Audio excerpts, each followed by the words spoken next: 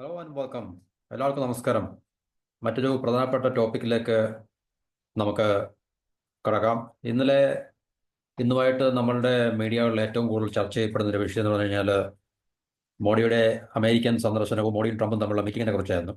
അതിൽ ഏറ്റവും പ്രധാനപ്പെട്ട ഒരു വിഷയം ചർച്ച ചെയ്യപ്പെടുന്നതിൽ ട്രംപ് പ്രസ് കോൺഫറൻസിൽ അല്ലെങ്കിൽ ജോയിന്റ് പ്രസ് കോൺഫറൻസിൽ ട്രംപ് പറഞ്ഞത് ഇന്ത്യക്ക് F-35 യുദ്ധവിമാനങ്ങൾ നൽകും, അല്ലെങ്കിൽ അമേരിക്ക അത് ഭാവിയിൽ വളരെ സമീപ ഭാവിയിൽ തന്നെ F-35 fighter jets, stealth fighter jets ഇന്ത്യക്ക് വിൽക്കും അല്ലെങ്കിൽ ഇന്ത്യക്ക് നൽകും എന്നുള്ളൊരു പ്രഖ്യാപനം ട്രംപ് നടത്തിയിട്ടുണ്ടായി. ശരിക്കും പറഞ്ഞു കഴിഞ്ഞാൽ അത് ഒരു പ്രഖ്യാപനം മാത്രമാണ്. ഇനിയും അത് ഇന്ത്യയുടെ ഭാഗത്തു നിന്നും അങ്ങനെയുള്ള തീരുമാനങ്ങളൊന്നും ഇതുവരെ ഉണ്ടായിട്ടില്ല. അതൊക്കെ ഒരു ലോങ് പ്രോസസ്സിന്റെ ഭാഗമാണ്.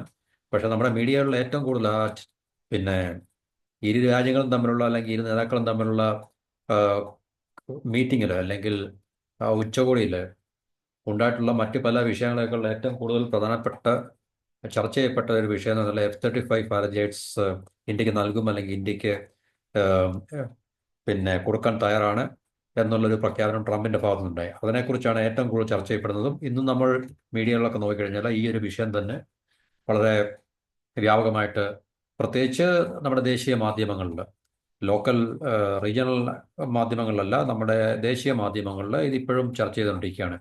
കാരണം ഇന്ത്യ ഇത് വാങ്ങുമോ, ഇന്ത്യ വാങ്ങിക്കഴിഞ്ഞാൽ എന്തായിരിക്കും ഇന്ത്യക്ക് അതുകൊണ്ടുള്ള പ്രയോജനങ്ങൾ എന്തായിരിക്കും, ഗുണങ്ങൾ എന്തായിരിക്കും, ദോഷങ്ങൾ എന്തായിരിക്കും എന്നൊക്കെയുള്ള കാര്യങ്ങളെക്കുറിച്ച് വളരെ വിദഗ്ധമായിട്ടുള്ള, അതിനെക്കുറിച്ച് അറിവുള്ള ആൾക്കാർ വിദഗ്ധ അഭിപ്രായങ്ങൾ രേഖപ്പെടുത്തുകയും അല്ലെങ്കിൽ മീഡിയാസ് അതൊക്കെ ചർച്ച ചെയ്യുകയും ചെയ്തുകൊണ്ടിരിക്കുകയാണ്. അപ്പോൾ ഇതിനെക്കുറിച്ച് നമുക്ക് ആം, ഒരു വീഡിയോ ഞാൻ ഇന്നല്ലെങ്കിൽ നാളെ ആം, ചെയ്യാം. F-35 അല്ലെങ്കിൽ റഷ്യയുടെ Su-57 അത് നോക്കണം, കൃത്യമല്ല. അപ്പം അതാണ് നമുക്ക് ഏറ്റവും കൂടുതൽ ഇന്ത്യയെ സംബന്ധിച്ച്, ഇന്ത്യൻ എയർഫോഴ്സിനെ സംബന്ധിച്ച് ഏറ്റവും കൂടുതൽ പിന്നെ ഗുണകരം, അല്ലെങ്കിൽ ഇന്ത്യയുടെ ആവശ്യങ്ങൾക്ക് അനുകൂലമായിട്ടുള്ളത് ഈ അമേരിക്കൻ ഫൈറ്റർ ജെറ്റ്സ് ആണോ അല്ലെങ്കിൽ റഷ്യൻ ഫൈറ്റർ ജെറ്റ്സ് ആണോ എന്നുള്ളതിനെക്കുറിച്ച് നമുക്ക് മറ്റൊരു വീഡിയോ സംസാരിക്കാം. അപ്പോൾ ഇവിടെ നമ്മൾ ഈ വീഡിയോക്കകത്തിൽ ഇപ്പോൾ പ്രധാനമായിട്ട് നമ്മൾ ഫോക്കസ് ചെയ്യുന്ന പറഞ്ഞാൽ ഈ ട്രംപും മോഡിയും തമ്മിലുള്ള മീറ്റിങ്ങിൽ ഉണ്ടായിട്ടുള്ള ചില ഇമ്പോർട്ടൻ്റ് ആയിട്ടുള്ള ടേക്ക് അവേഴ്സ് നമുക്ക്, അതായത് പ്രധാനപ്പെട്ട ഏതെല്ലാം മേഖലകളിലാണ് ഇരു രാജ്യങ്ങളും താല്പര്യം പ്രകടിപ്പിച്ചത്, അല്ലെങ്കിൽ കോമൺ ആയിട്ടുള്ള പിന്നെ കോമൺ ഇൻട്രസ്റ്റ് രണ്ട് രാജ്യങ്ങളെയും ബാധിക്കുന്ന പൊതു താല്പര്യ മേഖലകൾ ഏതൊക്കെയാണെന്ന് നമുക്ക് ഒന്ന് പരിശോധിച്ച് നോക്കാം. അപ്പം ഈ മീറ്റിങ്ങിൻ്റെ ഫലമായിട്ട് ഈ മീറ്റിംഗ് ഏറ്റവും കൂടുതൽ പ്രയോജനകരം അല്ലെങ്കിൽ അമേരിക്ക, ട്രംപ് നേതൃത്വം കൊടുക്കുന്ന അമേരിക്കയ്ക്കാണോ അല്ലെങ്കിൽ മോദി നേതൃത്വം കൊടുക്കുന്ന ഇന്ത്യക്കാണോ ഈ മീറ്റിംഗ് കൊണ്ട് ഏറ്റവും കൂടുതൽ പ്രയോജനം ഉണ്ടായിട്ടുള്ളത് എന്നുള്ളതിനെക്കുറിച്ചുള്ളൊരു അസസ്മെന്റ് നമുക്ക് ഇപ്പോൾ ഇനിഷ്യലി നമുക്കിപ്പോൾ ഒന്നും പറയാൻ സാധിക്കത്തില്ല.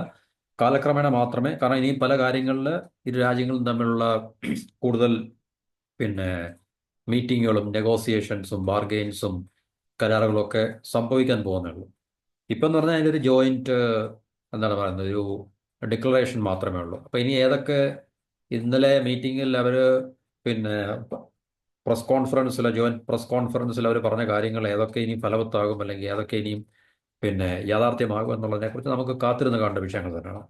അപ്പം അതിനെക്കുറിച്ചുള്ളൊരു ചെറിയ ബ്രീഫായിട്ടുള്ള വളരെ ലളിതമായിട്ടുള്ളൊരു വിശകലനമാണ് നമുക്ക് ഇവിടെ ചെയ്യാൻ സാധിക്കുന്നത്. അപ്പം ഡൊണാൾഡ് ട്രംപിൻ്റെ ഭാഗത്തു നിന്ന് അദ്ദേഹം ഡിഫൻസ് സെയിൽസിനെ കുറിച്ച്, എനർജിയെക്കുറിച്ച്, ഇമിഗ്രേഷനെ കുറിച്ച്, ട്രേഡ് ആൻഡ് ടാരിഫിനെ കുറിച്ചെല്ലാം ട്രംപിൻ്റെ അല്ലെങ്കിൽ അമേരിക്കയുടെ സൈഡിൽ നിന്നും വളരെ അവർ പ്രാധാന്യം കൊടുത്തത് ഈ പറഞ്ഞ മേഖലകളൊക്കെ തന്നെയാണ്. എന്നുവെച്ചാൽ അമേരിക്കയ്ക്ക് കൂടുതൽ ട്രേഡ് കിട്ടുന്ന, അല്ലെങ്കിൽ അമേരിക്കൻ സമ്പദ് വ്യവസ്ഥയെ കൂടുതൽ ഉണർവേകാൻ സഹായിക്കുന്ന, അമേരിക്കൻ കമ്പനികൾക്ക് കൂടുതൽ പ്രയോജനം പ്രയോജനം കിട്ടുന്ന രീതിയിൽ ഏതൊക്കെ മേഖലകളാണോ ആ മേഖലകളൊക്കെ തന്നെയാണ് ട്രംപിൻ്റെ ഫോക്കസ് എന്ന് പറഞ്ഞു കഴിഞ്ഞാൽ. അത് പ്രധാനമായിട്ടും ഡിഫൻസ് ഉണ്ട്, നാഷണൽ ഡിഫൻസ് ആൻഡ് സെക്യൂരിറ്റി, പിന്നെ എനർജി എനർജി എന്ന് പറഞ്ഞാൽ ആറ്റോമിക് എനർജിയും അതുപോലെ തന്നെ ഓയിൽ ആൻഡ് ഗ്യാസ്, പിന്നെ ഇമിഗ്രേഷൻ. നമ്മളെ ഇന്ത്യയെ സംബന്ധിച്ച് ഇന്ത്യ അമേരിക്ക തമ്മിലുള്ള ബന്ധത്തിൽ ഇപ്പോൾ ഒരു കണ്ണുകടിയായിട്ട് ഒരു എന്താ കണ്ണുകടി അല്ലല്ലോ, കണ്ണിലെ കരടായിട്ട് നിൽക്കുന്നത് ഇമിഗ്രേഷൻ എന്ന് പറയുന്നൊരു പ്രശ്നമാണ്. പിന്നെ ട്രേഡ്, അതുപോലെ താരിഫിൻ്റെ കാര്യത്തിലും ട്രംപ് വളരെ ശക്തമായിട്ടുള്ള നിലപാടാണ് ഇന്ത്യ ഉൾപ്പെടെയുള്ള രാജ്യങ്ങൾക്കെതിരെ എടുത്തുകൊണ്ടിരിക്കുന്നത് നമുക്ക് അറിയാൻ സാധിക്കും. അപ്പോൾ ഡിഫൻസിൽ ട്രംപ് പറഞ്ഞിട്ടുണ്ട്, തീർച്ചയായിട്ടും ഈ വരുന്ന വർഷം ഈ ഇന്ത്യ അമേരിക്കയിൽ നിന്നും ബില്യൺസ് ഓഫ് ഡോളേഴ്സിൻ്റെ ഡിഫൻസ് എക്യുപ്മെന്റ്സ് അല്ലെങ്കിൽ ഡിഫൻസ് പർച്ചേസ് നടത്തും എന്നുള്ളതിനെക്കുറിച്ച് കൃത്യമായിട്ടുള്ളൊരു പിന്നെ എന്താ വളരെ ആത്മവിശ്വാസത്തോടു കൂടി തന്നെ ട്രംപ് പറഞ്ഞിട്ടുണ്ട്. അപ്പോൾ അതിനകത്തിലെ ഏറ്റവും പ്രധാനമായിട്ട് F-35 ജെറ്റ്സിൻ്റെ, അതുപോലെ തന്നെ ജനറൽ ഇലക്ട്രിക് ജെറ്റ് എൻജിൻസിൻ്റെയും ഡ്രോൺസിൻ്റെ ഒക്കെ കാര്യങ്ങളാണ് ഇന്ത്യ കൂടുതൽ. കാരണം അമേരിക്ക F-35 ഇന്ത്യക്ക് നൽകാൻ തയ്യാറാണ്. പക്ഷേ ഇന്ത്യയുടെ ഭാഗത്തുനിന്നും തീർച്ചയായിട്ടും നമ്മുടെ ഒഫീഷ്യലായിട്ട് ഫോമലായിട്ട് ഇന്ത്യയുടെ ഭാഗത്തുനിന്ന് ഒരിക്കലും അങ്ങനെ ഒരു സ്റ്റെപ്പ് അല്ലെങ്കിൽ ഒരു നടപടിക്രമം, അതിനൊരു ഇനിഷ്യേറ്റീവ് അല്ലെങ്കിൽ ഒരു ബിഗിനിങ് പോലും ഉണ്ടായിട്ടില്ല എന്നുള്ള നമ്മൾ മനസ്സിലാക്കണം. ഇനി അങ്ങനൊരു പിന്നെ ഡീല് ഇന്ത്യ അമേരിക്ക ഉണ്ടാകുകയാണെങ്കിൽ അത് ഭാവിയിൽ ഉണ്ടാകാൻ ആ, ഭാവിയിലായിരിക്കും. ഭാവിയിൽ എന്ന് പറഞ്ഞാൽ ഒരു വർഷം കൊണ്ടോ അല്ലെങ്കിൽ ചിലപ്പോൾ 2 വർഷം കൊണ്ടോ സാധ്യമല്ല. കാരണം അത് ഒത്തിരി ഗവൺമെൻറ് തലത്തിൽ തന്നെ ഒത്തിരി പ്രോസസ്സിൽ കൂടെ കടന്നു പോയാൽ മാത്രമേ അങ്ങനെ ഒരു ഡീൽ നമുക്ക് ഫൈനലൈസ് ചെയ്യാൻ സാധിക്കത്തുള്ളൂ. പക്ഷേ ഇപ്പം ബാക്കിയുള്ള എക്സിസ്റ്റിംഗ് ആയിട്ടുള്ള നിലവിൽ നിൽക്കുന്ന ഒത്തിരി കാര്യങ്ങൾ ആ മേഖലകളിൽ ഇന്ത്യ കൂടുതൽ ആയിട്ട് അമേരിക്കയിൽ നിന്നും പർച്ചേസ് ചെയ്യാനും അല്ലെങ്കിൽ അമേരിക്ക കൂടുതൽ ഇന്ത്യയിലേക്ക് വിൽപ്പന നടത്താനുള്ള സാധ്യതയുണ്ട് ഈ വർഷം തന്നെ നടന്നത്. അത് US-ന്റെ ഡിഫൻസ് ഇൻഡസ്ട്രി അല്ലെങ്കിൽ പ്രതിരോധ മേഖല ബന്ധപ്പെട്ട വ്യവസായത്തെ കൂടുതൽ ബൂസ്റ്റ് ചെയ്യാനും, അതുപോലെ തന്നെ ഇന്ത്യയുടെ ഏറ്റവും വലിയൊരു സെക്യൂരിറ്റി പാർട്ണറായിട്ട് അമേരിക്ക മാറാനുള്ള സാധ്യത ഉണ്ട് ഇതിൽ നിന്ന്.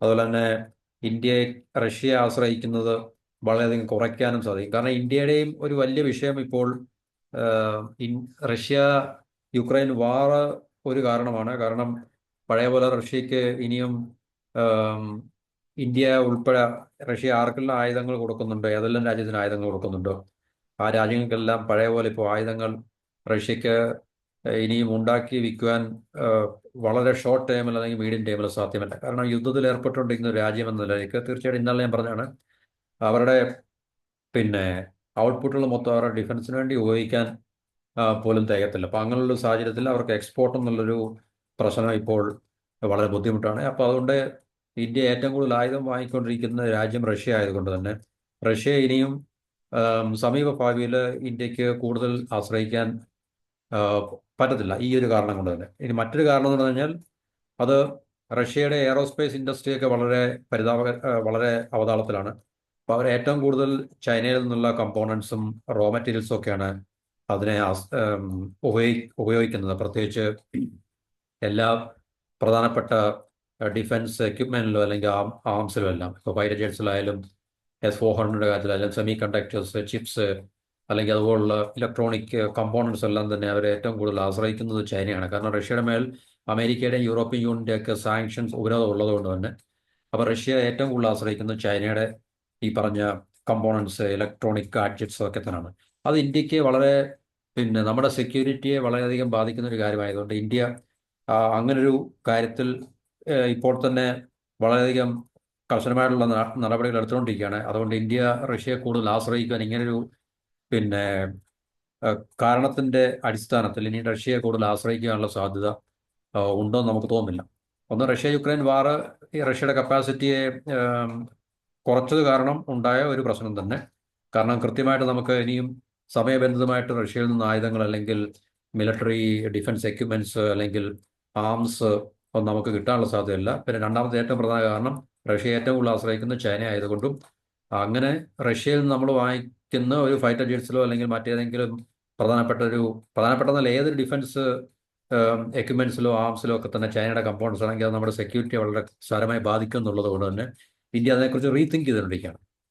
അപ്പം അങ്ങനെ ഒരു സാഹചര്യത്തിൽ ഇന്ത്യക്ക് ഇപ്പോൾ അമേരിക്കയിൽ നിന്നും കൂടുതൽ, ഫ്രാൻസിൽ നിന്നും കൂടുതൽ ആയുധങ്ങൾ വാങ്ങുവാനുള്ള സാധ്യതകൾ ഈ പെട്ടെന്നല്ല, ഇനി വരുന്ന ഭാവിയിൽ നമുക്ക് അമേരിക്കയിൽ നിന്നും അല്ലെങ്കിൽ അമേരിക്ക ഇന്ത്യയുടെ ഏറ്റവും വലിയൊരു സെക്യൂരിറ്റി പാർട്ണറായി മാറും എന്നുള്ളതിനകത്തിൽ നമുക്ക് ഈ നിലനിൽക്കുന്ന 2 കാരണം കൊണ്ട് നമുക്ക് അത് തള്ളിക്കളയാൻ സാധിക്കത്തില്ല. ഓക്കെ, അത് ഭാവിയിൽ ഉണ്ടാകേണ്ട ഒരു കാര്യമാണ്. ഇപ്പോഴത്തെ നിലവിലെ സാഹചര്യം എന്തുവായാലും അതുപോലെ നിലനിൽക്കത്തില്ല, മാറ്റങ്ങൾ ഉണ്ടാകും.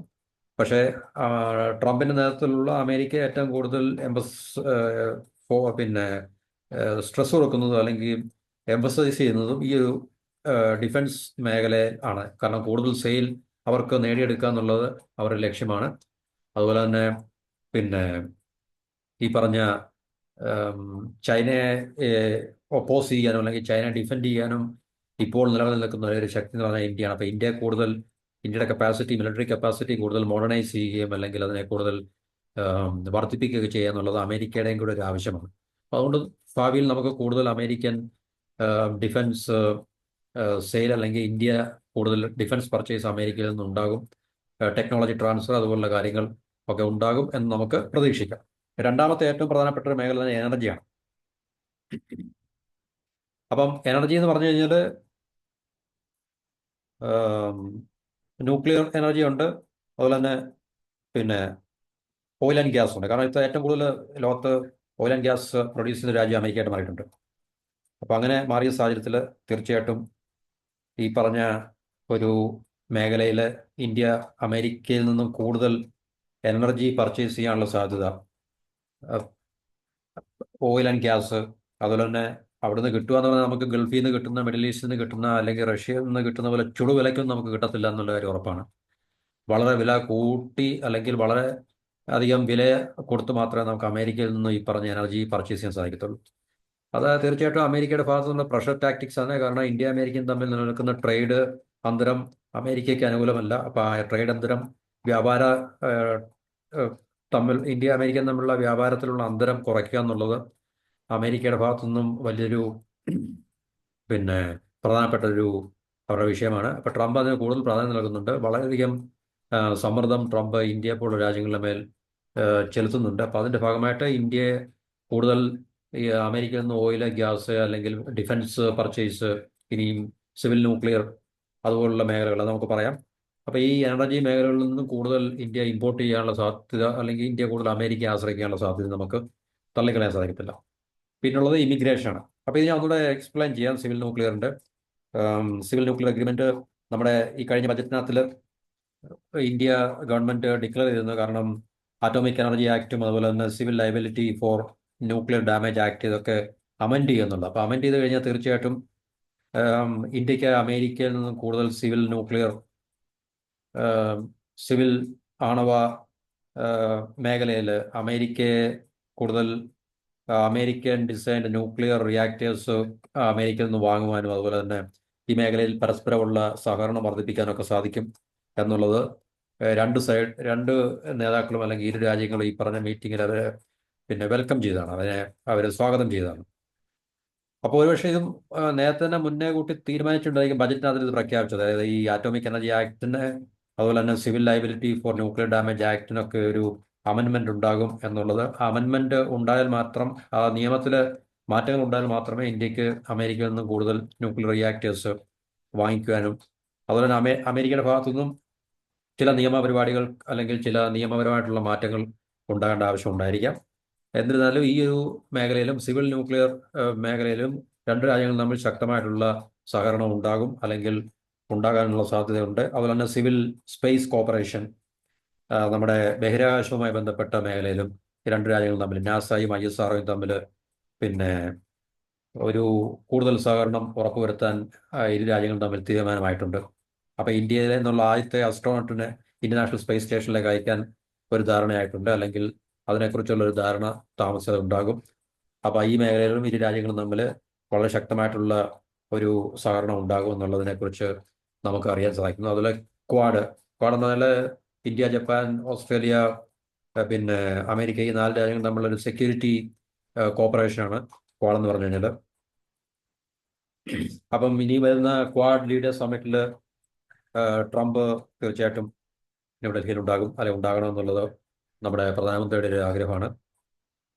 അപ്പം ക്വാഡ് ഇനിഷ്യേറ്റീവ്സിന് നമുക്കറിയാം തീർച്ചയായിട്ടും അത് ചൈന ഫോക്കസ്ഡ് ആണ്. ചൈനയുടെ വർദ്ധിച്ചു വരുന്ന ഇന്തോ പസഫിക് ഓഷനിലെ അവരുടെ ആ പവർ പ്രൊജക്ഷനെ കൗണ്ടർ ചെയ്യാനോ അല്ലെങ്കിൽ ഡിഫെൻഡ് ചെയ്യാനോ പ്രതിരോധിക്കാനോ ഒക്കെ വേണ്ടി ഈ 4 രാജ്യങ്ങൾ തമ്മിൽ ചേർന്നിട്ടുള്ളൊരു സെക്യൂരിറ്റി മെഷറാണ്, അല്ലെങ്കിൽ ഒരു പ്രതിരോധ സഖ്യമാണ് ക്വാഡ് എന്ന് പറഞ്ഞു കഴിഞ്ഞാൽ. അപ്പോൾ അതിനകത്തിൽ ഏറ്റവും കൂടുതൽ ഇന്ത്യയും അമേരിക്കയും പരസ്പരം കൂടുതൽ സഹകരണം, ജപ്പാനോടും ഓസ്ട്രേലിയയ്ക്കും ഒപ്പം തന്നെ നിന്നുകൊണ്ട് ആ മേഖലയിലും സഹകരണം കൂടുതൽ ഉറപ്പുവരുത്താൻ വേണ്ടി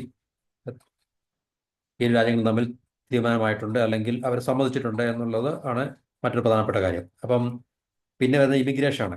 ഇമിഗ്രേഷൻ നമുക്കറിയാം ട്രംപിൻ്റെ സ്റ്റാൻഡ് വളരെ ടഫാണ്. കാരണം എല്ലാ രാജ്യങ്ങളിൽ നിന്നുള്ള ഇല്ലീഗൽ ഇമിഗ്രൻസിനെ ട്രംപ് അവിടെ നിന്ന് ആട്ടി പായിച്ചുകൊണ്ടിരിക്കുകയാണ്. അപ്പോൾ ഇന്ത്യയിലെ ആദ്യത്തെ ഫസ്റ്റ് റൗണ്ട് ഓഫ് ഇല്ലീഗൽ ഇമിഗ്രൻസിന് 109 109 ഇല്ലീഗൽ ഇമിഗ്രൻസ് വന്നു കഴിഞ്ഞ് രണ്ടാമത്തെ താമസം ഇന്നോ വരും ദിവസങ്ങളിൽ ഉണ്ടാകുമെന്ന് നമ്മൾ കേൾക്കുന്നുണ്ട്. അപ്പം ഈ ഒരു മേഖലയിലും ഇരു രാജ്യങ്ങളും അല്ലെങ്കിൽ ഇരു നേതാക്കളും തമ്മിൽ സംസാരിച്ചു അല്ലെങ്കിൽ ചർച്ചയുണ്ടായിട്ടുണ്ട്. ദ ഡിപ്പോർട്ടേഷൻ റോയ്, കാരണം ഇരു രാജ്യങ്ങളും തമ്മിൽ ഇപ്പോൾ നിലനിൽക്കുന്ന ഒരു കണ്ണിലെ കരടെന്ന് പറഞ്ഞാൽ ഈ ഒരു ഇല്ലീഗൽ ഇമിഗ്രൻസിന്റെ കാര്യമാണ്. അപ്പം മോഡി പറഞ്ഞിരിക്കുന്നത് അമേരിക്കയിൽ ഇല്ലീഗലായിട്ട് താമസിക്കുന്ന ആരെങ്കിലും തീർച്ചയായിട്ടും ഇന്ത്യ അവരെ സ്വീകരിക്കാൻ തയ്യാറാണ് എന്നാണ് പറഞ്ഞിരിക്കുന്നത്. അതുപോലെ തന്നെ പിന്നെ ഈ കാര്യത്തിൽ പ്രധാനമന്ത്രി അമേരിക്കൻ പ്രസിഡന്റിനെ കൂടുതൽ സപ്പോർട്ട് ചെയ്യുകയും ചെയ്തിട്ടുണ്ട്. അപ്പം ഇരു രാജ്യങ്ങളും തമ്മിൽ ഇരു രാജ്യങ്ങളും സമ്മതിച്ചത് അല്ലെങ്കിൽ സംസാരിച്ച കാര്യങ്ങൾ എന്ന് പറഞ്ഞു കഴിഞ്ഞാൽ ഇതിനകത്തിൽ ഉൾപ്പെട്ടിട്ടുള്ള ഇല്ലീഗലായിട്ടുള്ള ഇക്കോസിസ്റ്റം ഇതൊരു ഹ്യൂമൻ ട്രാഫിക്കിംഗ് ആണ്. അപ്പോൾ അതുകൊണ്ട് ഇരു രാജ്യങ്ങളും കൈകോർത്തുകൊണ്ട് ഈ നിലനിൽക്കുന്ന ഇല്ലീഗൽ ഇക്കോസിസ്റ്റത്തിനെ ഇല്ലാതാക്കണം എന്നും ട്രംപ് പറഞ്ഞിട്ടുണ്ട്. അപ്പോൾ ഇനി 104 മൈഗ്രൻസ് തീർച്ചയായിട്ടും ഇന്ത്യ സ്വീകരിക്കേണ്ടിയിരിക്കുന്നു. ആദ്യത്തെ റൗണ്ട് കഴിഞ്ഞു. 104 ഇല്ലീഗൽ ഇമിഗ്രൻസിനെ അമേരിക്ക അയച്ചു കഴിഞ്ഞാൽ ഇപ്പോൾ രണ്ടാമത്തെ റൗണ്ട് താമസിക്കാനുണ്ടാകും. അപ്പോൾ അതിനെ തീർച്ചയായിട്ടും ഇന്ത്യ സ്വീകരിക്കാൻ തയ്യാറാണെന്ന് മോഡി ഉറപ്പുവരുത്തിയിട്ടുണ്ട്. അപ്പോൾ ഇമിഗ്രേഷന്റെ മേഖലയിലും ഇരു രാജ്യങ്ങളും തമ്മിലുള്ള ചർച്ച സജീവമായിരുന്നു. പിന്നുള്ള ഏറ്റവും പ്രധാനപ്പെട്ടതാണ് ട്രേഡും ടാരിഫും തമ്മിൽ. അപ്പോൾ ട്രംപ് കഴിഞ്ഞ ദിവസം റെസിപ്രോക്കൽ ടാരിഫിനെ കുറിച്ച് പറയുകയുണ്ട്. റെസിപ്രോക്കൽ ടാരിഫ് എന്ന് പറഞ്ഞാൽ തത്തുല്യമായിട്ടുള്ള ഒരു രാജ്യം, ഇപ്പോൾ ഉദാഹരണത്തിന് ഇന്ത്യ അമേരിക്കയ്ക്ക് മേൽ ഏതെങ്കിലും ഉൽപ്പന്നത്തിന് മേൽ 5% ടാക്സ് ഏർപ്പെടുത്തുന്നുണ്ടെങ്കിൽ അമേരിക്ക അതുപോലെ തന്നെ ഇന്ത്യക്ക് മേലും 5% ടാക്സ് ഏർപ്പെടുത്തും. അതാണ് റെസിപ്രോക്കൽ ടാരിഫ് എന്ന് പറയുന്നത്. അപ്പം ഏതെല്ലാം രാജ്യങ്ങളാണ് അമേരിക്കൻ ഉൽപ്പന്നങ്ങൾക്ക് മേൽ ടാരിഫ് അല്ലെങ്കിൽ നികുതി ചുങ്കം ഏർപ്പെടുത്തിയിരിക്കുന്നത്, തീരുവ ഏർപ്പെട്ടിരിക്കുന്ന ആ രാജ്യങ്ങൾക്കെല്ലാം തിരിച്ച് റെസിപ്രോക്കലായിട്ട് തിരിച്ച് അതേ നാണയത്തിൽ തന്നെ അമേരിക്കയും ടാരിഫ് ഏർപ്പെടുത്തുമെന്നൊരു ഭീഷണി കഴിഞ്ഞ ദിവസം ട്രംപിന്റെ ഭാഗത്തുനിന്നുണ്ടായിരുന്നു. അത് ട്രംപ് പറയുന്നത് എല്ലാ രാജ്യങ്ങളും അങ്ങനെ തന്നെ ചെയ്യണമെന്നാണ് പറയുന്നത്. കാരണം ആ ടാരിഫ്, റെസിപ്രോക്കൽ ടാരിഫ് അല്ലെങ്കിൽ ടാരിഫ് അങ്ങനെ ഏർപ്പെടുത്തുന്നത് കാരണം എല്ലാ രാജ്യങ്ങൾക്കും നല്ല വരുമാനം ഉണ്ടാകും എന്നുള്ളൊരു കാഴ്ചപ്പാടാണ് ട്രംപിന്റെ ഭാഗത്തുനിന്നുള്ളത്.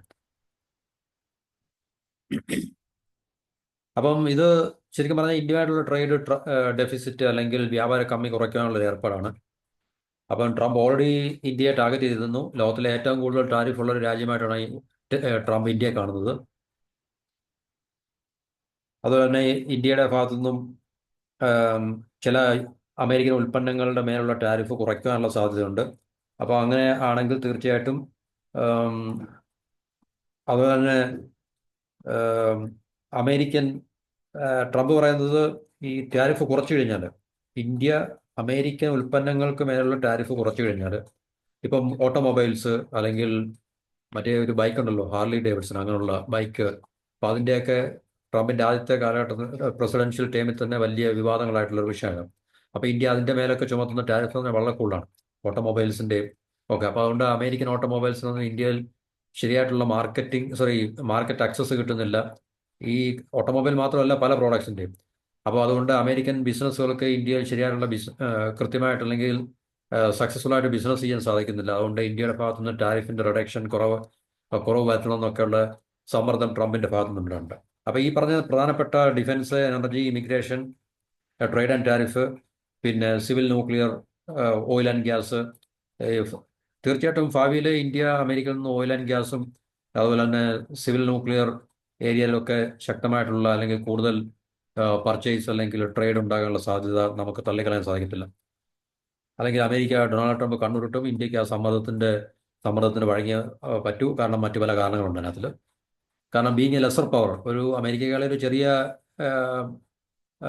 പവർ ആയതുകൊണ്ട്, കാരണം ഇന്ത്യക്ക് പല വിട്ടുവീഴ്ചകൾ ചെയ്യേണ്ടതായിട്ട് വരും. അതിനല്ല അമേരിക്കയുടെ ഭാഗത്തുനിന്ന് പല മേഖലകളിലുള്ള ടെക്നോളജിയും ക്യാപിറ്റലും എല്ലാം നമുക്ക് നമ്മുടെ സമ്പദ് വ്യവസ്ഥയുടെ വളർച്ചയ്ക്ക് വേണ്ടി നമുക്ക് ആവശ്യമാണ്. അത് സ്വീകരിക്കേണ്ടി വരുന്നത് കൊണ്ട് നമുക്ക് തീർച്ചയായിട്ടും അമേരിക്ക പറയുന്ന ചില ഡോട്ടഡ് ലൈൻസിൽ നമുക്ക് സൈൻ ചെയ്യേണ്ടതായിട്ട് വരുന്നു. അത് ലോകക്രമത്തിൻ്റെ ഒരു പ്രത്യേകത തന്നെയാണ്. കാരണം നെഗോഷിയേറ്റ് ചെയ്യുമ്പോൾ ട്രംപ് പറഞ്ഞിരിക്കുന്ന ട്രംപിനേക്കാൾ ഏറ്റവും ശക്തനായിട്ടുള്ള നെഗോഷിയേറ്റർ മോഡിയാണ് പവർഫുൾ ആയിട്ടുള്ള നെഗോഷിയേറ്റർ. ട്രംപ് ഒന്നും അല്ലെന്നാണ്. ട്രംപ് വളരെ തമാശയ്ക്ക്, പുള്ളി ഒരു കൊമേഡിയൻ ടൈപ്പ് ആണല്ലോ എപ്പോഴും. പുള്ളി എപ്പോഴും മറ്റുള്ളവരെ പരിഹസിക്കുകയും അല്ലെങ്കിൽ മറ്റുള്ളവരോട് തമാശ പറയാൻ പുള്ളി മറ്റുള്ളവരെ പരിഹസിക്കുകയാണ് എപ്പോഴും. അപ്പോൾ അങ്ങനെ ആ പരിഹാസത്തിൽ പുള്ളി പറഞ്ഞു മോഡി എന്നേക്കാൾ വലിയ ടഫ് നെഗോഷിയേറ്റർ ആണെന്നൊക്കെ പറഞ്ഞു. പക്ഷെ നമുക്കറിയാം അമേരിക്ക ഇപ്പോഴും ഒരു സൂപ്പർ പവർ ആയതുകൊണ്ട് തീർച്ചയായിട്ടും നെഗോഷിയേറ്റിംഗ് ടേബിളിൽ നമുക്ക് തീർച്ചയായിട്ടും ചില പിന്നെ കാര്യങ്ങൾക്ക് വിട്ടുവീഴ്ചകൾ ചെയ്യേണ്ടി വരും. അമേരിക്കയ്ക്ക് ആ ഒരു പ്രശ്നം ഉണ്ടാകേണ്ട കാര്യമില്ല. കാരണം ഇപ്പോൾ വളരെ ശക്തമായിട്ടുള്ള ടാരിഫിൻ്റെയും ട്രേഡിൻ്റെയും ഒക്കെ കാര്യത്തിൽ സമ്മർദ്ദവും ഭീഷണിയൊക്കെ ട്രംപിൻ്റെ അമേരിക്കയുടെ ഭാഗത്തു നിന്നാണ് ഉണ്ടാകുന്നത്. പക്ഷേ ഇന്ത്യ തീർച്ചയായിട്ടും പല ഉൽപ്പന്നങ്ങൾക്ക് മേലെയും ടാരിഫ് ഏർപ്പെട്ടിട്ടുണ്ട്. അത് നമ്മളുടെ എക്കോണമിയെ പ്രൊട്ടക്ട് ചെയ്യാൻ വേണ്ടി ആണ്. എല്ലാ രാജ്യങ്ങളും അങ്ങനെ തന്നെയാണ് ചെയ്യുന്നത്. അത് തീർച്ചയായിട്ടും ട്രംപ് സമ്മതിക്കുന്നുമുണ്ട്. പക്ഷേ എന്നിരുന്നാലും ട്രംപ് പറയുന്നത് we need more business with India. ഇന്ത്യയുമായിട്ട്, കാരണം ഇന്ത്യ ഇപ്പോഴും വളരെ വാസ്റ്റ് ആയിട്ടുള്ള എക്സ്പ്ലോർ ചെയ്യപ്പെടാത്തൊരു മാർക്കറ്റാണ്. ആ മാർക്കറ്റിലെ കൂടുതൽ അമേരിക്കൻ ഉൽപ്പന്നങ്ങൾക്ക് ആക്സസ് ഞങ്ങൾക്ക് കിട്ടണം. അതുകൊണ്ട് ഇന്ത്യ ഏർപ്പെടുത്തിയിരിക്കുന്ന ടാരിഫ് എല്ലാം കുറയ്ക്കുക, അതുപോലെ തന്നെ നിലനിൽക്കുന്ന നിയമങ്ങളിൽ മാറ്റം വരുത്തുക. അങ്ങനെ അമേരിക്കൻ കമ്പനികൾക്ക് ഉൽപ്പന്നങ്ങൾക്ക് ഇന്ത്യയിൽ ശക്തമായിട്ടുള്ള ഒരു എൻട്രി കിട്ടണം എന്നാണ് ട്രംപ് വാശി പിടിക്കുന്നത്.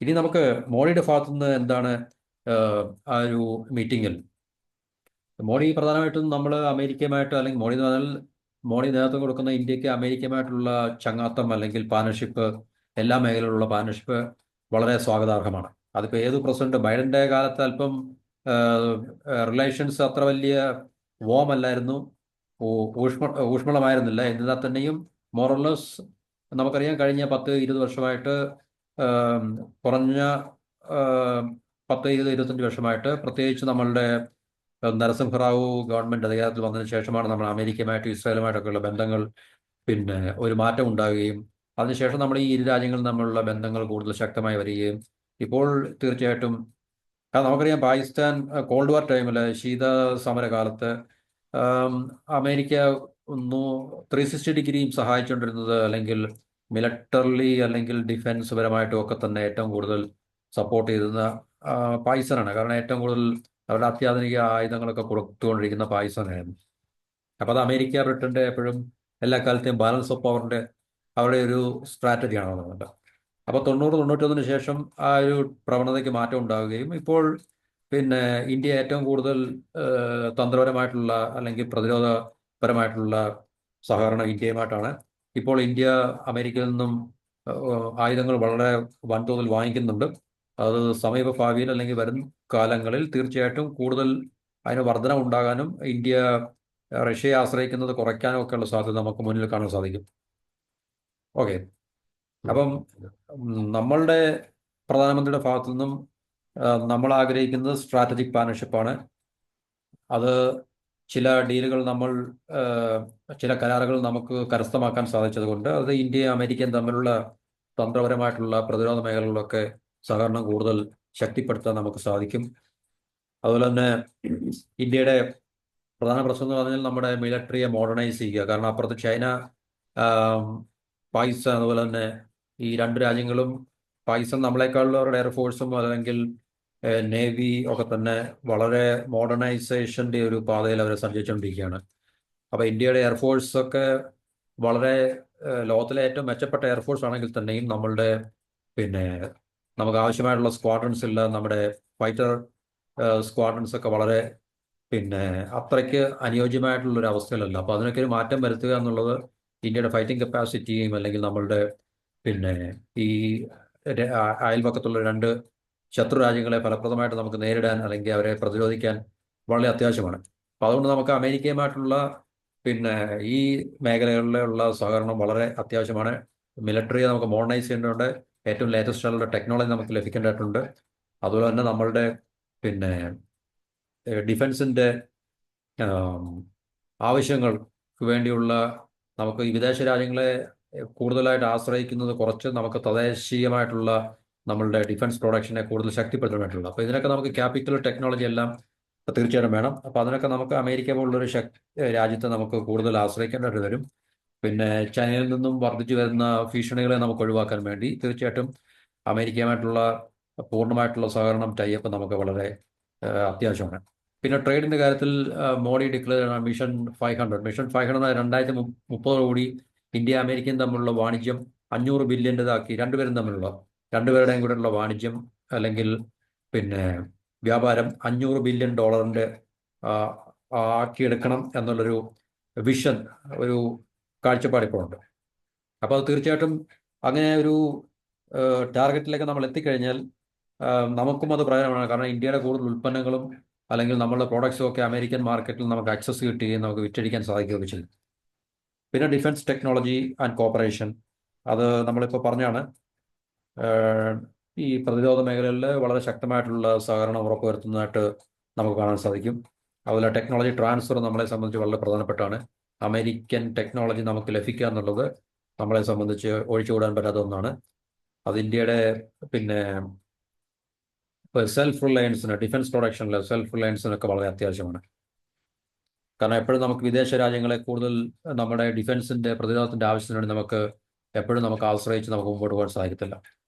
അതുപോലെ തന്നെ എക്സ്ട്രാഡീഷൻ ഏറ്റവും പ്രധാനപ്പെട്ട ഒരു അച്ചീവ്മെന്റ് എന്ന് പറഞ്ഞു കഴിഞ്ഞാൽ 2008 മുംബൈ ഭീകരാക്രമണത്തിൽ പങ്കെടുത്ത ഒരു തീവ്രവാദി എന്ന് പറയുന്ന തഹാവൂർ റാണ അമേരിക്ക ഇന്ത്യക്ക് കൈമാറാൻ തീരുമാനിച്ചു. അത് ഇന്ത്യയെ സംബന്ധിച്ച്, മോഡിയെ സംബന്ധിച്ച് വലിയൊരു വിജയമാണെന്നും ആണ് അവകാശപ്പെടുന്നത്.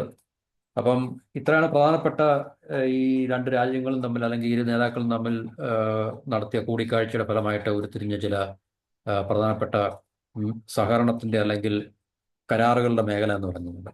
അപ്പോൾ ഇതിനെ നമുക്ക് എങ്ങനെ കൺക്ലൂഡ് ചെയ്യാന്ന് ചോദിച്ചു കഴിഞ്ഞാൽ, ഇതിന്റെ ഷോർട്ട് ടേം ഹ്രസ്വകാലത്ത് ഇത് ആർക്കാണ് പ്രയോജനം, ദീർഘകാലത്ത് ഇത് ആർക്കാണ് പ്രയോജനം എന്ന് ചോദിച്ചു കഴിഞ്ഞാൽ ഒരു അനാലിസിസിന്റെ അടിസ്ഥാനത്തിൽ നമുക്ക് പറയാൻ പറ്റും.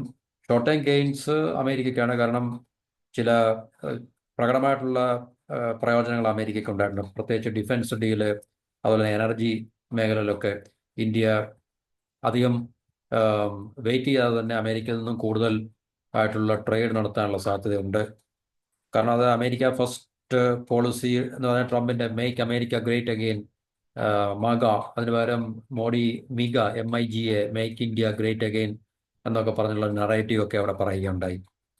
പക്ഷേ ദീർഘകാലത്തിൽ ലോങ് ടേം ഇന്ത്യക്ക് തീർച്ചയായിട്ടും ഈ പറഞ്ഞ ഒരു സഹകരണത്തിൽ നിന്നും കൂടുതൽ പ്രയോജനം ഉണ്ടാകാനുള്ള, അതായത് നമുക്ക് സ്ട്രാറ്റജിക് ഓട്ടോണമി, തന്ത്രപരമായിട്ടുള്ള നമ്മുടെ മേലുള്ള സ്വയം ഭരണം, അല്ലെങ്കിൽ നമുക്ക് നമ്മളെ തന്നെ ഡിപ്പെൻഡ് ചെയ്തുകൊണ്ട് നമുക്ക് നമ്മുടെ പ്രതിരോധ മേഖലയെ കൂടുതൽ മുന്നോട്ട് കൊണ്ടുവരാൻ, ശക്തിപ്പെടുത്താനും സാധിക്കും. അതുപോലെ തന്നെ ടെക്നോളജി ട്രാൻസ്ഫർ, ടെക്നോളജി അമേരിക്കയിൽ നിന്നുള്ള ഡിഫൻസിന്റെ കാര്യത്തിൽ മാത്രമല്ല സമസ്ത മേഖലകളിലും അല്ലെങ്കിൽ പ്രധാനപ്പെട്ട എല്ലാ മേഖലകളിൽ നിന്നുള്ള ടെക്നോളജി ട്രാൻസ്ഫർ, ടെക്നോളജി അക്വിസിഷൻ നമ്മൾ പ്രതീക്ഷിക്കുന്നുണ്ട്. പക്ഷേ എത്രത്തോളം അത് യാഥാർത്ഥ്യമാകും എന്നുള്ളത് നമുക്കറിയത്തില്ല. കാരണം നമുക്കറിയാം, ഇപ്പൊ തന്നെ F-35 19 രാജ്യങ്ങളോളം അമേരിക്കയിൽ നിന്ന് വാങ്ങിക്കുന്നുണ്ടെങ്കിൽ തന്നെ ഈ രാജ്യത്തിനൊന്നും തന്നെ ഒരു ടെക്നോളജി ട്രാൻസ്ഫർ ചെയ്തിട്ടില്ല, ഇസ്രായേൽ ഉൾപ്പെടെയുള്ള, എന്നാണ് നമുക്ക് അറിയാൻ സാധിക്കുന്നത്. അപ്പോൾ ഇന്ത്യക്ക് അവർ F-35 തന്നു കഴിഞ്ഞാൽ ഇന്ത്യക്ക് മാത്രമായിട്ട് ടെക്നോളജി ട്രാൻസ്ഫർ ചെയ്യുമോ എന്നുള്ള കാര്യത്തെക്കുറിച്ച് നമുക്ക് വ്യക്തമല്ല. അപ്പം എന്നിരുന്നാൽ തന്നെ നമുക്ക് ചില മേഖലകളിൽ ചില കാര്യങ്ങൾ നമുക്ക് ഒഴിച്ചുകൂടാൻ പറ്റാത്തതുണ്ട്. അതുകൊണ്ട് തീർച്ചയായിട്ടും ആ മേഖലകളിലൊക്കെ തന്നെ ശക്തമായിട്ടുള്ള സഹകരണം നമുക്ക് ഉറപ്പുവരുത്തുക എന്നുള്ളതാണ് നമ്മളുടെ ഭാഗത്തുനിന്ന് നമുക്ക് ചെയ്യാൻ സാധിക്കുന്നത്. അപ്പോൾ ഇത്രയുമാണ് നമുക്ക് ഈ മീറ്റിങ്ങിന്റെ ഒരു റിസൾട്ട്, ജനറൽ ആയിട്ടുള്ള റിസൾട്ട്, ഡീപ്പായിട്ടുള്ളതല്ല, ജനറൽ ആയിട്ടുള്ള റിസൾട്ട് നമുക്ക് പറയാൻ സാധിക്കുന്നത്. അപ്പം ഇത്രയും പറഞ്ഞുകൊണ്ട് ഈ വീഡിയോ ഞാൻ ഇവിടെ അവസാനിപ്പിക്കുന്നു. നിങ്ങൾക്ക് ചാനൽ സപ്പോർട്ട് ചെയ്യുന്നതിൽ എല്ലാവർക്കും നന്ദി, നമസ്കാരം. ചാനൽ സബ്സ്ക്രൈബ് ചെയ്യുക, ചാനൽ സപ്പോർട്ട് ചെയ്യുക.